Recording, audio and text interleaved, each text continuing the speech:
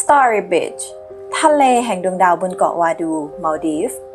ทะเลแห่งดวงดาวบนเกาะวาดูในหมู่เกาะมัลดีฟเป็นปรากฏการณ์ที่น่าทึ่งน้ำทะเลจะเรืองแสงเป็นสีฟ้าในยามค่ำคืนเนื่องจากแพลงก์ตอนของพืชหรือจุลินทรีย์ทางทะเล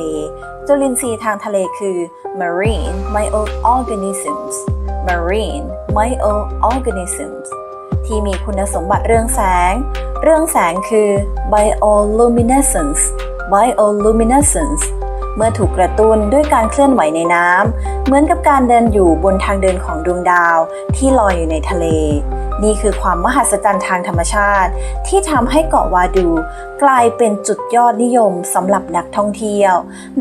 วคือ tourist ที่มองหาประสบการณ์ที่แปลกใหม่และน่าตื่นตาตื่นใจคือ spectacular